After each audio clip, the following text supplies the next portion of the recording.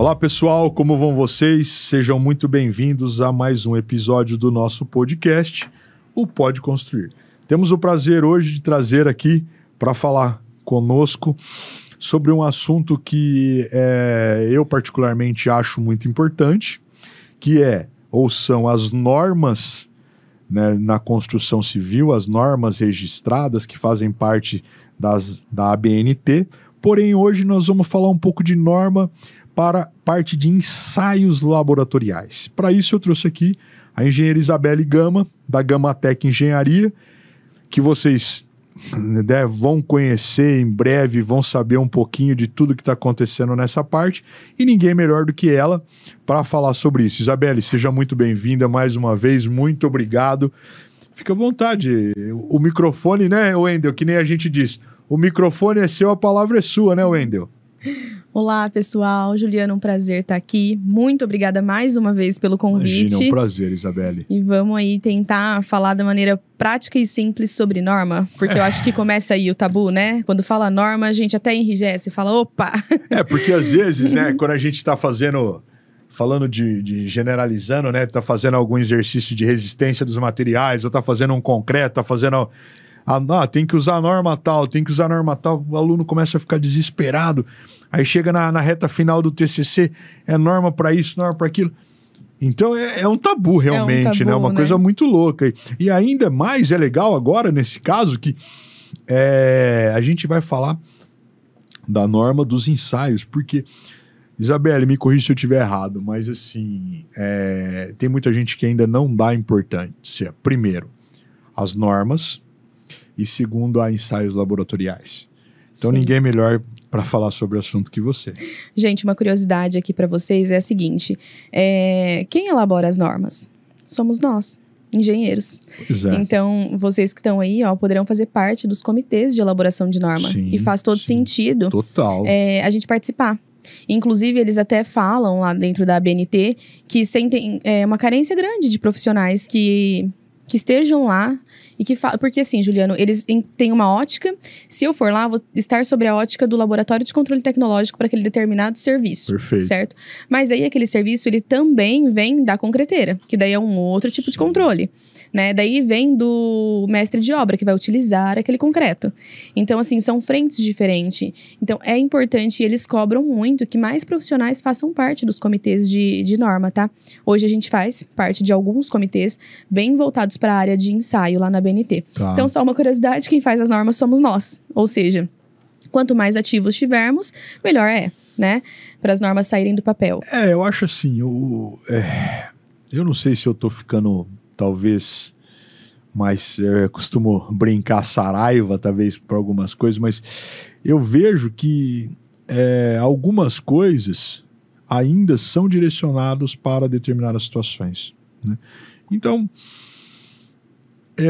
eu acho que tinha que ser uma coisa mais flexível no tocante a não ver o que é bom para a construção civil e não ver o que é bom para o fulano ou para o ciclano dentro da norma. Exato, tanto que isso rende boas discussões durante os comitês das normas. Não tenha justamente dúvida. Por ter visões diferentes, né, para um objetivo que no final é comum, né, que é a elaboração dessas normas. Mas o meu entendimento sobre a norma é que ela sempre funciona como um respaldo técnico. Sim. Né? A norma, você vai, sei lá, para cadeia como profissional se não cumprir a norma? Não, gente, nós não vamos. Mas você também não tem respaldo nenhum se fizer fora do que pede a norma, né? Então, a norma é uma padronização de determinado serviço, ensaio, material, enfim, para cada norma tem aí uma numeração e uma finalidade específica. Mas, do meu ponto de vista, utilizar a norma te traz essa... Sabe aquela questão assim de vou dormir, colocar a cabeça no travesseiro tranquilamente porque eu segui a norma? Isso é muito real. Porque a norma, ela vai te dar assim, olha, execute assim, assim, assim. E por que tá escrito dessa forma ali? porque alguém participou de um comitê e esse comitê julgou que aquela maneira era a melhor maneira de se construir ou de fazer determinado serviço, ou material, ou ensaio, que a gente utiliza norma de cabo a rabo, assim, né? Vamos falar o português, claro, nessa parte de ensaio também. Então, ela te traz todo esse respaldo. Uma norma que compensa muito a gente citar aqui, que ela é algo mais recente, digamos assim, a gente fala recente, mas é de 2013, né? Vão se passar 10 anos já que a norma foi criada. Mas que ela, de fato, entrou em vigor e que o pessoal entendeu o conceito dela é a 15575, que é a norma de desempenho. Sim. Ela não é totalmente voltada para a área do controle tecnológico dos materiais da construção civil, esses principais que hoje, por exemplo, o Gamatec fornece esse serviço, né?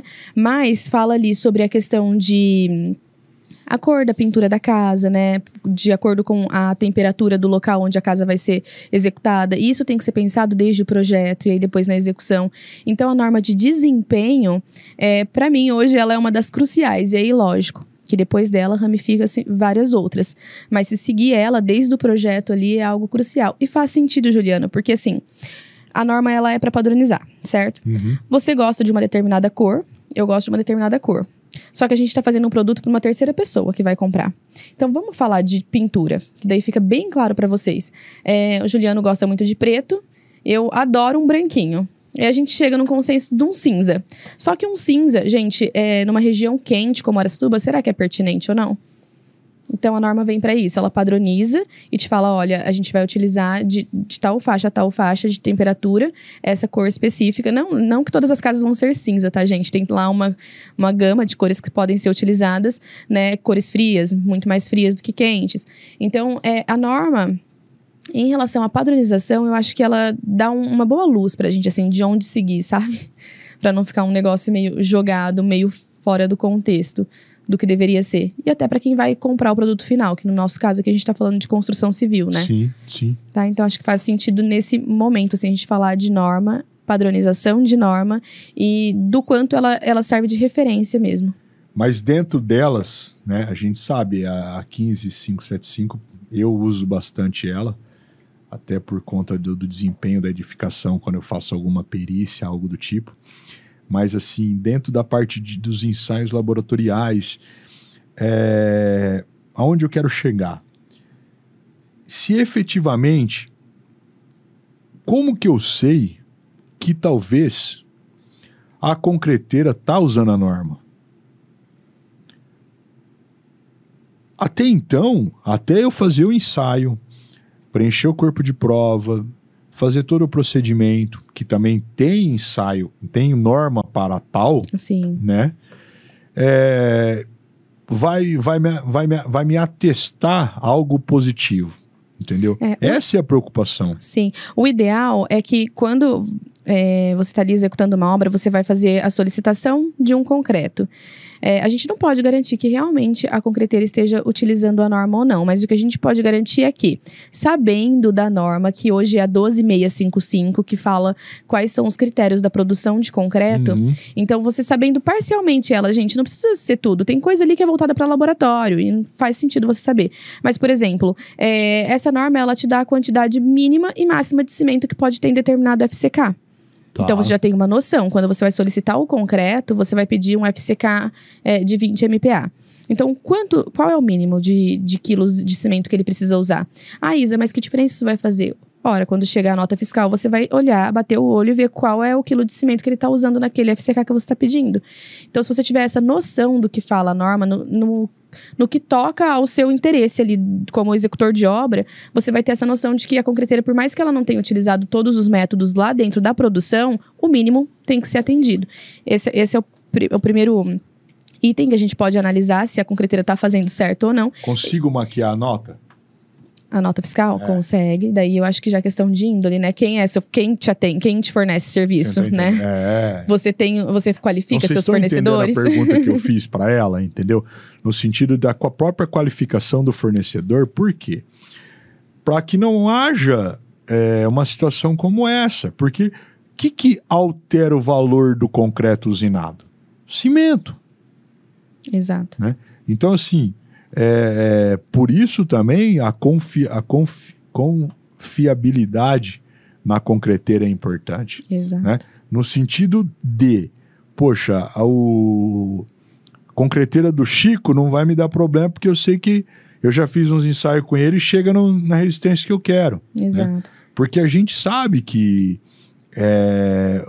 esse mercado é um mercado competitivo. Né? Demais. Então, assim, e tá na curva ABC, né? Então, tudo que puder diminuir ali, a construtora vai querer pegar o Zé que tá mais barato, às vezes, né? A gente não pode generalizar. Sim. Mas na maioria das vezes, para diminuir custo, como tá na curva ABC, a questão do concreto. Então, acredito eu que seja um item aí a ser estudado, né? Mas a outra coisa que a gente pode garantir, nesse exemplo que você me perguntou, é em relação às outras 3 normas que a gente tem, que é a 16886, que também fala sobre preparo de concreto dentro da obra e recebimento de concreto, e a 16889, que fala do slump, que é um dos primeiros ensaios que a gente realiza quando chega esse concreto na obra, certo? Perfeito. Então ali você já pode ter uma noção dessa questão do slump, se tem muita água, se tem pouco cimento. Você não te garante a resistência, mas te garante uma trabalhabilidade do concreto. E aí, se quem estiver ali na ponta tiver um pouco de noção disso, ou de interpretar essa norma e ler, tem essa percepção de que não, tem que voltar. Ou mesmo que o seu projetista peça um concreto com slump 10 mais ou menos 2. O seu laboratorista tá ali, ele fez um ensaio. Saiu de dentro dessa tolerância. Cara, devolve o concreto. Tá aí pra isso. É a prova dos 30. A concreteira pode errar? Ela pode errar. Pode fazer fora do parâmetro? Pode, mas você tem alguns métodos que você vai poder ir garantindo isso. E aí, o último método que a gente tem é a moldagem do corpo de prova, que é a 5738. Então, você molda ali de acordo com o que pede a norma, a quantidade de golpes, e aí você tem a resistência desse concreto. Então, perceba, Juliano, que assim, são algumas fases para a gente reprovar ou aprovar esse concreto. Óbvio que quando você molda o corpo de prova é porque você já está deixando o concreto ser aplicado, né? Sim. Então, a resistência vai vir depois. Não à toa que a gente tem as idades também. Então, essas idades podem garantir ali que você tem alguma tratativa caso esse concreto não atinja a resistência num momento mais ágil, né? Da obra, não espere tanto tempo. Você é a favor de introdução de água no balão do concreto? Vamos lá. O concreto sai da concreteira, ou deveria sair, com uma folga de água. Sim. Por quê? Tem obras que estão longe, então o percurso do caminhão, ele demora, né, para chegar, principalmente em cidades que tem muito fluxo, ou que tem que pegar rodovia. E aqui no Noroeste Paulista, genuinamente, nosso clima é quente. Então, você imagina que aquele concreto, por mais que o balão venha rodando, aquilo ali entra numa química, numa reação muito antes do que, por exemplo, um concreto no sul do país, né? Então, eu sou a favor da folga de água, mas sou a favor de a concreteira indicar exatamente essa folga de água na nota fiscal. Gente, isso é não importante. sei se vocês estão entendendo a minha pergunta. Quando a gente fala, ou quando a Isabelle colocou sobre o slump test, essa trabalhabilidade, o 10 mais ou menos 2, são parâmetros de intervalo de espaço que cria para ver essa trabalhabilidade, se esse concreto está mais ou menos fluido, ou se ele tem mais ou menos água. Então, quanto maior a distância entre a barra e o cone criado pelo concreto, é questão de ter mais água. Quando for menor, ter menos água. Então, assim, numa situação de menos água, eu consigo introduzir água dentro do balão para novamente ele continuar a girar, eu refazer esse teste de slump para ver se está dentro da trabalhabilidade que eu solicitei. Só que é isso que a Isabelle está falando. Exato. E vamos trazer essa parte do slump aqui que você falou também. Sim. Isso não é norma, que foi o que você falou. Tem norma que, assim, trava a gente, Sim. tem norma que não. Isso que eu vou falar não é norma, gente. A gente usualmente utiliza, né? Então, assim, não posso atestar e afirmar porque não tá na norma. Mas funciona no nosso dia a dia. Então, assim, a cada 1 centímetro de slump que você queira aumentar, a gente pode colocar 20 litros d'água, desde que esteja na folga da concreteira. Exatamente. Na folga que a concreteira manda. Porque, assim, a relação água-cimento dentro de um concreto, ela é crucial. Então, quanto mais água tem, menos resistência pode ser que atinja esse concreto. Por mais que ali, na hora de jogar esse concreto na peça estrutural, tenha trabalhabilidade suficiente. Mas não é esse o resultado. A gente precisa de uma peça que tenha resistência do concreto. E aí ainda tem linkado a isso a granulometria do agregado. Exatamente, a coesão Exatamente. da massa do concreto Sim, ali, sim. né? Exatamente. Mas pra mim, assim, Juliano, sim, existem normas que travam a gente, sim. Talvez até por não ter alguém que pratica aquilo que a norma fala para ir lá e contestar até nos próprios comitês de norma. Então, por isso que eu acho importante essa participação do profissional ali dentro. Tudo bem, tem gente lá que é super, né? São renomados como profissionais, escrevendo as normas, mas às vezes está só projetando. Essa pessoa não está ali executando. Então, tem que ter as duas vertentes, sim, para que a norma realmente seja padronizada, mas que faça sentido no dia a dia da obra. Porque o que você falou é verdade, ela trava demais, né? Trava demais. A gente, como laboratório, também, mas assim, a gente não pode fazer nada fora desse parâmetro por ter a acreditação do Inmetro, então a gente segue à risca o que a norma pede. Mas existem alguns momentos que dá uma travada ali, a gente até no dia a dia, na prática, poderia encontrar maneiras de fazer diferente, sabe? A gente só não pode executar com o cliente assim, mas a gente acaba fazendo uns testes ali pra... Você já sofreu alguma saia justa, alguém te cobrando a norma? Hoje... Tá bem fresco isso. Na realidade, a gente utiliza um coeficiente de transformação da tonelada força, que é a leitura que a nossa prensa dá, para MPa. E essa conversão ela é básica. A gente divide a leitura da prensa por 0,7854. Né? E com essa divisão, isso transforma em MPa. E aí um cliente nosso foi acompanhar hoje a ruptura dos corpos de prova, né? O ensaio de compressão, que é a 5739. E ele falou assim, mas por que você multiplica por esse número? Aí, pra mim, isso é tão comum, porque a gente tá há 7 anos fazendo isso. Então, eu sei de onde vem. Mas a dúvida dele foi totalmente pertinente. De onde vem isso? Daí eu abri a norma, printei a parte onde tem a fórmula. Daí eu transformei essa fórmula para chegar nesse 07854 e ele conseguiu entender o contexto. Mas sempre tem gente que questiona em relação à norma, até a quantidade de corpo de prova. Que norma que tá escrito que tem que ser 2? Pra dar uma diminuída ali no orçamento, né? Por que tem que ser 2? Aonde tá escrito? Aí a 12655 fala que os corpos de prova precisam ser impares para as idades de rompimento. Então, a gente tem norma pra tudo, gente. Assim, da hora que entra até a hora que sai. Falando em saia justa, você já, claro, já deve ter passado por isso, ensaiou algo que não chegou na resistência? Já. Hoje acontece menos isso. Mas a gente já ensaiou muitas coisas. Já tiveram clientes nossos, assim, que precisaram fazer reforço de laje. De uma laje inteira. E a laje que eu falo não é de casa, não. É uma laje que suportava minimamente 8 apartamentos, assim. Então, a gente já teve várias vezes. E aí, o que acontece também, pessoal? Não adianta nós do laboratório fazer a nossa parte e falar, esse concreto não atingiu a resistência. Onde está a rastreabilidade disso? Porque se o caboclo que está ali não marcar onde realmente está... Gente, explica sobre rastreabilidade. Nossa, fantástico, fantástico. A rastreabilidade, quando ela menciona, é assim, você, quando recebe a nota da concreteira, nós, na obra, temos como que eu vou dizer? A prática de virar a nota fiscal... E no corpo da... Eu faço assim, tá? No corpo da nota fiscal, eu desenho a peça que eu vou concretar com aquele concreto. Então, eu coloco o dia, coloco, por exemplo, laje do andar X, apartamento Y, do lado esquerdo. Para quê? Para que se der problema, eu rastreio, eu busco essa nota e eu sei aonde está o problema.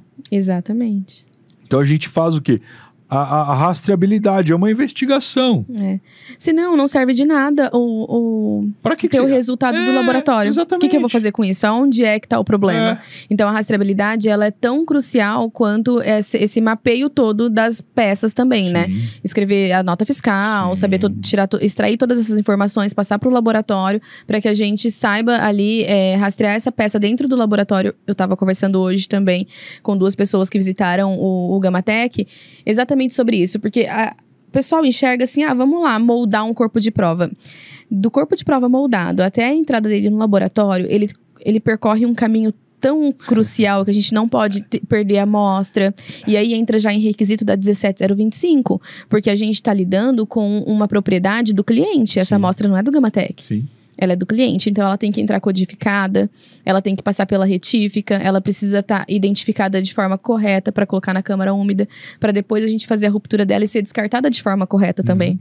Porque daí tem toda a questão de confiabilidade dos resultados. Não posso jogar só numa caçamba e aí passa o concorrente daquele cliente e ver o nome dele no nosso corpo de prova, por exemplo. Ah, mas o que vai fazer com isso? Gente, eu não sei, não pode. Na 17025 a gente tem que cercar de toda forma isso. Sim. Exato. Então a gente tem que tomar cuidado para não perder nenhuma informação também, né? O cliente tem que entender que está chegando a amostra ali, que a gente está garantindo todo esse ciclo até a emissão do relatório.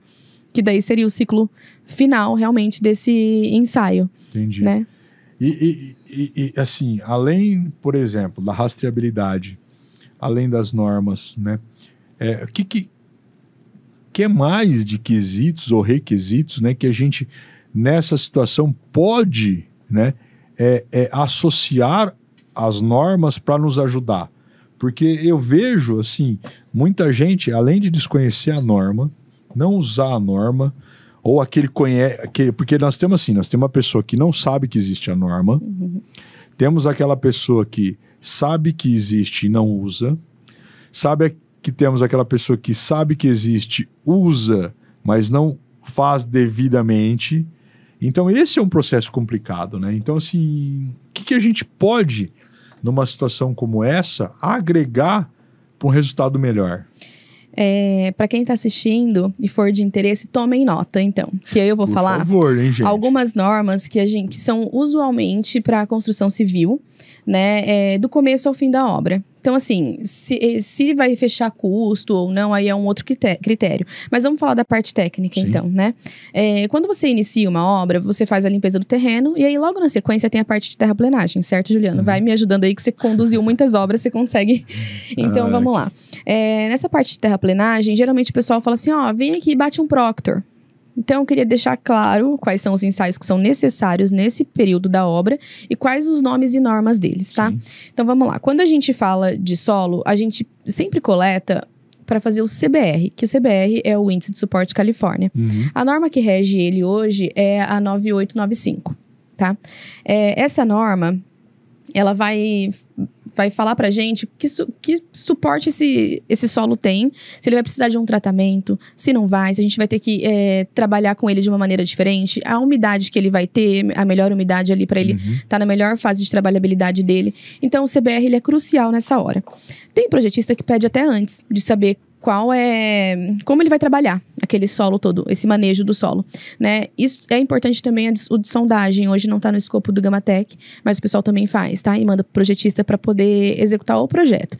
E aí, o CBR, então, ele serve pro projetista e serve pro cara da terraplenagem, que vai executar aquilo ali. Depois, Juliano, a gente tem o famoso Proctor. O que é o Proctor? É uma parte do CBR, gente. O Proctor é 7185. Nesse ensaio de Proctor, ele vai te dar também a densidade desse solo, que é um dos números que a gente precisa ali para calcular o grau de compactação, né? E vai te dar a umidade ótima também. A única coisa que ele não te dá é o suporte do solo, que daí a gente passa para o CBR que eu acabei de falar. E as camadas? A cada 15 centímetros. Então, o ideal é que a gente faça o ensaio a cada 15 centímetros. A cada 15 centímetros. A cada 15 centímetros seria mais o de densidade, que é o próximo ensaio, que está aqui na minha lista. Mas o que eu falo, só para interromper e já puxar o gancho, é que às vezes o pessoal não quer investir em cada 15 centímetros. Ah, não, a gente tem situações lá. Você me perguntou do concreto, né? Eu vou falar do solo também. Claro, fica à vontade. Sem citar nomes, mas nós temos cliente que faz assim, 50 centímetros de compactação, faz a última camada aí. E aí, é uma coisa que fica totalmente sem sentido, né? Totalmente sem sentido, porque realmente, quando a gente faz o ensaio, que daí entra nesse de densidade, que é a norma 7182, e aí nessa norma, ele fala sobre a profundidade tem que ter 15. Então, não é à toa que a camada tem que ser a cada 15, porque a gente consegue garantir o grau de compactação nessa altura, né, de cota ali. E o pessoal acaba não utilizando. Então, gente, CBR, o Proctor e o in situ. O in situ, ele é feito em vários locais da obra. O engraçado é que a maioria dos clientes fala, mas quantos furos eu tenho que fazer? E realmente a norma não te dá esse parâmetro. A gente usa como parâmetro uma norma do DR, né? A NBR não te dá esse parâmetro. Mas aí na norma do DR, eles falam que ali a cada 350 metros quadrados a gente faz um furo. O que a gente sempre indica? Pessoal, você tem um dia trabalhado, certo? Então, nesse dia trabalhado, você consegue fazer um pano. Então, nesse pano, a gente vai lá e faz um furo. Porque concorda comigo que a quantidade de fecha vai ser praticamente a mesma. A questão do material. Então, por pano... Dentro de uma determinada área quadrada, Exato. Concordo plenamente com você. Porque uma coisa que a gente vê... acho que eu até comentei com o Ender outro dia. Por exemplo, vamos imaginar que eu tô aqui. Eu sou um terreno e você é outro terreno. Tá? Então, esse caderno aqui seria o limite, a nossa fronteira, né? Só que dependendo da área dos terrenos, o solo muda de um lugar para o outro muito perto. Muda. Então, o que a gente ouve falar bastante, né? Vou pergunta pro seu vizinho qual que foi o tipo de fundação que ele usou, Wendel. Eu usei... Em pleno século XXI. Nós estamos... Exatamente, entendeu? Que nem, por exemplo, a gente sabe que a característica aqui no Concórdia é uma característica de solo tal. Estaca a cada... com 7,5 metros, então, enfim, né? Um exemplo. Aí, o cara quer construir do lado e fala... Ô vizinho, ô Wendel, o que você usou de fundação? Vizinho, eu usei tal coisa. Mas, gente, muda o solo. Muda o solo, muda na profundidade, muda na extensão territorial. Pois é, entendeu? E aí, olha, não é vendendo meu peixe não, mas, gente, são ensaios tão baratos até pra você dormir, assim, tranquilamente, sabe? Pôr a cabeça no travesseiro e falar, vou dormir tranquilo. Então, mas eu acredito, Isabelle, eu não duvido que ele seja barato, o ensaio, no sentido de quanto você vai gastar no final. Mas aonde eu quero chegar? Por exemplo, eu não quero gastar R$1.000 de ensaio, porque eu acho caro, mas eu vou comprar um lustre de R$30 mil na minha casa. Só que para isso, ou para essa cultura mudar, são vocês que estão nos assistindo se darem mais valor quando sai. Porque, gente, você fica aqui 5 anos fazendo um curso de engenharia, arquitetura ou qualquer outro que seja, onde? No unisalesiano.com.br. Há um investimento feito que você sai da sua casa. Às vezes, eu tenho um aluno meu que sai de casa 4h30 da manhã, trabalha em outra situação, chega aqui na faculdade 5 e pouco, esquenta a comidinha dele aí, toma banho aí, assiste a aula até 10h30, 11h30 da noite, dependendo se ele tem a quinta aula. Aí pega a van ou o ônibus, vai chegar na casa dele 1h da manhã. Aí depois vira... não se dá valor. Então, assim, se nós, da classe, não nos dermos valor... eu não estou falando para vocês cobrarem absurdo, não é isso? Mas, poxa, dá valor ao seu trabalho com conhecimento embasado, que isso só o Unisalesiano de Araçatuba pode passar para vocês, tá? Para que vocês tenham professores renomados, professores que atuam nas obras, né? E vão te dar o conhecimento que você precisa para você depois falar para o seu cliente ou explicar como você fez e explicou da onde que veio aquele 07584. Exatamente. E aí, através dessas normas, a gente consegue ter esse respaldo, explicar para o cliente, porque, olha, uma coisa que faz sentido e pesa é quando você fala tá na norma. Por mais chato que seja, às vezes, mas quando você fala tá na norma, ninguém questiona muito a norma. Por mais difícil que talvez ela seja de ser ali Por mais que ele não executada. Conheça a norma, ele vai falar, opa, pera lá, ela tá fazendo norma. uma coisa... Alguém já fez e deu certo. Exatamente. Entendeu? Pode ser que precise ajustar, de acordo com o mercado agora, com o tempo que a norma tá ali. Perfeito. Ok, mas alguém fez e já deu certo. Sim. Então, você fica com respaldo. A norma, ela é um conhecimento empírico ali, né? De alguém que fez alguma coisa que deu certo. E daí, dali pra frente, vai melhorando. Vão tendo as revisões normativas, que daí formam-se os comitês e vão questionando algumas coisas, mas nunca deixa de ter aquela parte empírica. Porque se deu certo uma vez, a gente leva e isso só vai melhorando. A tendência é essa evolução, né? Pra parte de solo, gente, voltando aqui, então não esqueçam dessas normas, elas são cruciais, né?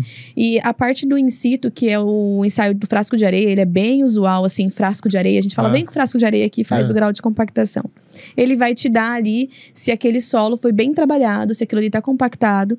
Se no futuro não vai ter nenhum tipo de recalque da sua fundação, de rachadura na sua parede por conta do recalque de fundação, o Juliano, que é perito aí, sabe que esse é um dos maiores problemas que a gente tem, né? Então, você garante ali, executando essas normas e esses ensaios, que a gente diminua um pouco essa questão até de trinca, fissura, né, em algumas obras. Então, acho que isso faz parte. É difícil.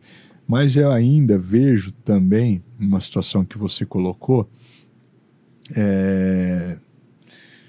no sentido não só do investimento, mas não só no não acreditar, mas assim, como que eu vou me colocar?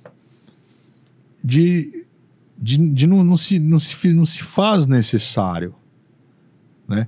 Eu, particularmente, né, se eu pudesse, por exemplo, ter o poder da caneta na mão e atestar algumas coisas, para mim, não se começaria nenhuma obra a partir de X metros quadrados sem projeto estrutural e complementares, inclusive estudo de sondagem, tá?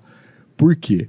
Porque eu tenho visto a situação, né, principalmente na execução, de às vezes o cliente também não querer te pagar pelo acompanhamento. Aí, como que eu faço? Aí, linkado a isso, faz quanto tempo que algumas normas não são atualizadas? Então, assim, eu ainda vejo...